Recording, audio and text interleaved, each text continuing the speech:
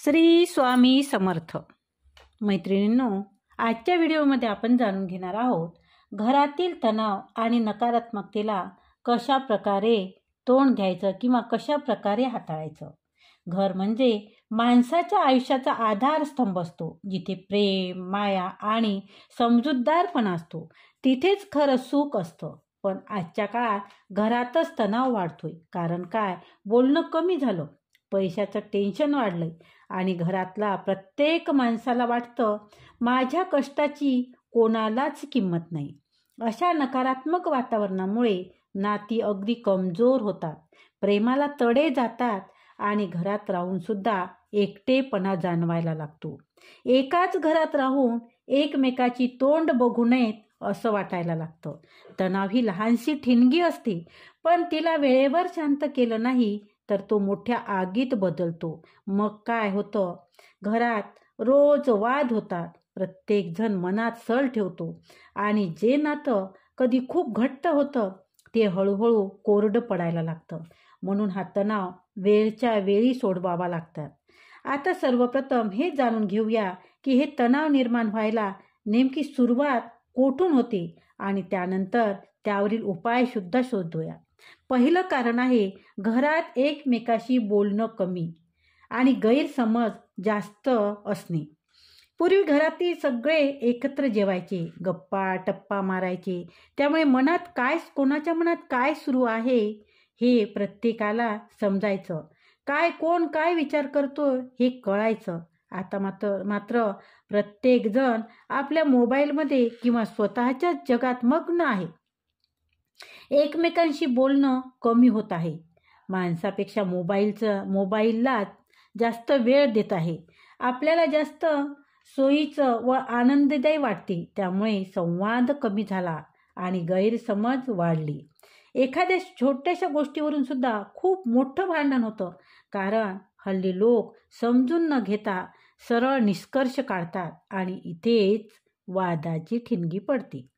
दुसरं कारण आहे पैशाच्या टेन्शनमुळे वाद होतात. घर चालवायला पैसा लागतो, पण जर तोच पैसा भांडणाचे कारण बनणार तर तणाव तर वाढतोच. जास्त खर्च, कमी कमाई, उधारी, कर्ज, त्यामुळे नवरा बायकोत मतभेद होतात. पैसा कसा खर्च करायचा हे स्पष्ट नसेल तर रोजच्या रोज चिडचिड होते. हल्ली भावा बहिणीमध्ये पैशामुळे वाद होताना दिसतात आपल्याला. प्रॉपर्टीवरून भावाभावामध्ये सुद्धा भांडण होत आहे. तिसरं कारण आहे कामाचा प्रचंड ताण आणि घरामध्ये वेळ न देणे. आजकाल प्रत्येक जण कामात इतका व्यस्त असतो की घरासाठी वेळच उरत नाही. दिवसभर कामाचा ताण, बॉसचं प्रेशर, ट्रॅफिकची चिडचिड आणि मग घरी आल्यावर थकलेलं मन आणि मग लहान सहान गोष्टीवरून सुद्धा भांडण होतात.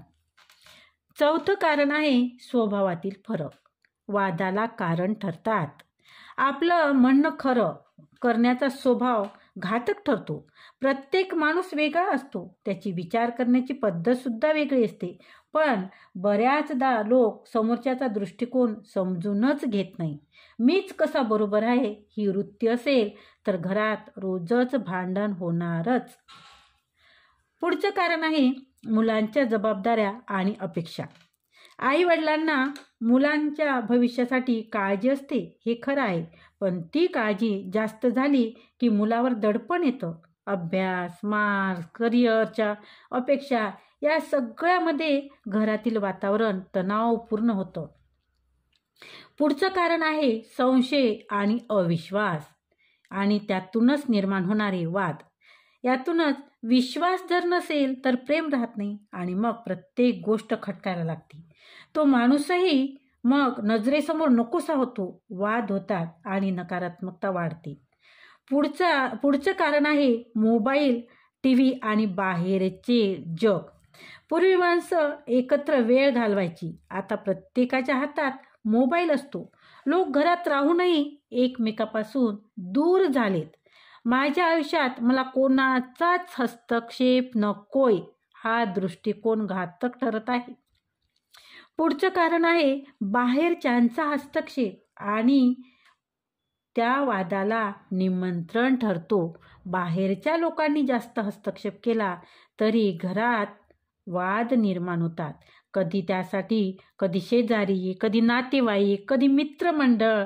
हे दुसऱ्यांच्या घरात ह्या लोकांना डोकावायचं असतं. त्यांच्या आयुष्यात काय चाललं हे जाणून घ्यायची त्यांना खूप उत्सुकता असते. आणि बाहेरच्या लोकांनी सांगितलेल्या गोष्टी तुम्ही जर ऐकल्या, तुम्ही जर मनावर घेतल्या तर घरात ही भांडणं वाढतातच आणि त्यामुळे घरात निगेटिव्हिटी किंवा निगेटिव्ह विचार पसरतात. पुढचं कारण आहे अन्यायाची भावना. माझ्यावर जास्तच ओझं आहे, मीच सगळं करते, माझ्याकडेच जास्त जबाबदारी आहे, कोणीच माझी कदर करत नाही. ही भावना अनेकांची असते. तुम्ही स्वतःला विचारा, तुम्हाला या भावनांनी ग्रासला आहे का? आणि हो तर मग तुमच्या विचारात नकारात्मकता येत आहे आणि हे सुद्धा कारण तुमच्या घरातील भांडणाला किंवा तणावपूर्ण वातावरणाला हे सुद्धा घातक आहे आणि हे तुमच्या मनातून तुम्ही काढून टाका. आता आपण बघूया ह्या तणावपूर्ण वातावरण कसं हाताळायचं किंवा त्यावरचे उपाय काय ते आपण जाणून घेऊया. आता यापासून स्वतःला दूर कसं ठेवायचं, यातून बाहेर कसं पडायचं त्यावरील उपाय सुद्धा आपण पाहूयात.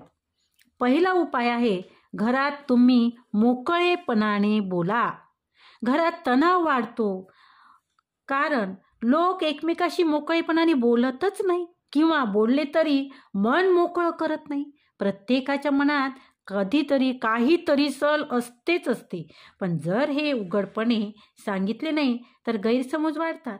कधी एकाच घरात राहणारे लोक एकमेकाशी परके होतात. म्हणून घरात रोज वेळ काढून संवाद साधणं महत्त्वाचं आहे. सकाळी किंवा रात्री जेवताना सगळ्यांनी एकत्र बसून मन मोकळ्या गप्पा मारायला पाहिजे. दिवसातल्या घडामोडी शेअर केल्या पाहिजे. संवाद वाढवला की मनातील तणाव आपोआपच कमी होतो आणि घर पॉझिटिव्ह राहतं किंवा तणावरहित राहतं. पुढचा उपाय आहे, पैशाचे योग्य नियोजन करा. पैशावरून घरातील अनेक वाद निर्माण होतात. प्रत्येकाच्या खर्चाची सवय वेगळी असते. कोणाच्या गरजा जास्त असतात, कोणाच्या गरजा कमी असतात. प्रत्येकाला खर्चाची सवय वेगळी असते.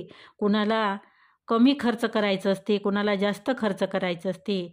तर कोणाच्या हौसी मौज करायची असते जास्त, तर कोणाला सेविंग करायची असते आणि कधी पैशाची कमतरता भासते. अशा वेळी चिडचिड न करता शांतपणे चर्चा करायला हवी. घरातील प्रत्येकाने बचतीची सवय लावून घ्यायला हवी.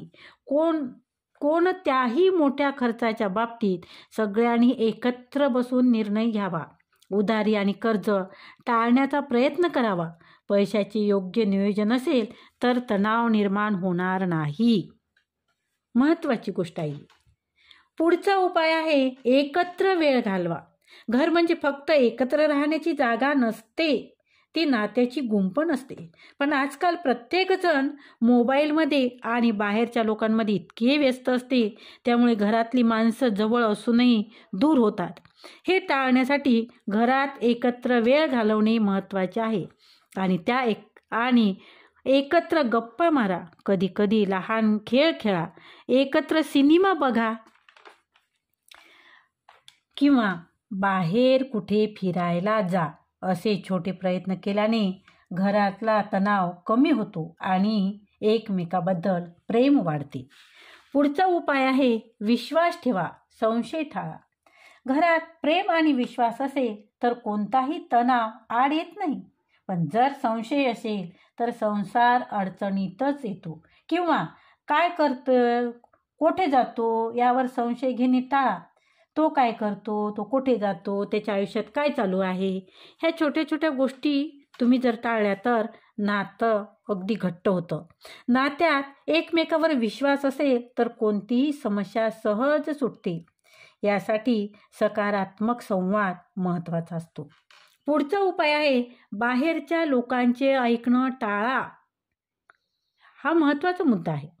अनेकदा घरातले वाद बाहेरच्या लोकांमुळेच होतात. मित्र, शेजारी, नातेवाईक त्यांच्या बोलण्यात जास्त विचार केला तर घरात भांडण होतातच, भांडण वाढतातच. त्यामुळे बाहेरच्या लोकांनी काय सांगितले यापेक्षा आपल्या घरात काय योग्य आहे ते ठरवा. घरातले निर्णय बाहेरच्या लोकांच्या सांगण्यावरून नाही, तर घरातल्या लोकांच्या सांगण्यावरून घ्या. मित्रांनो, घरात शांतता असेल तर प्रेम असेल तर आयुष्य सुंदर वाटतं. तसं पाहिलं तर तणाव कधीही पूर्णपणे टाळता येतच नाही, पण त्याला कसे हाताळायचे किंवा त्यासाठी काय उपाय करायचे हे मात्र आपल्या हातात आहे. आपल्याला ते शिकताही येतं. तर ह्या गोष्टी, हे काही उपाय मी सांगितले आहे. मी सांगितलेल्या उपायाचा अवलंब करून पहा. त्यामुळे घरातील नकारात्मकता दूर होईल, घराला घरपण येईल. घराला घरपण द्या, नात्यामध्ये प्रेम जपा आणि शेवटी तुमचे जीवन सकारात्मक विचाराने भरून जाओ.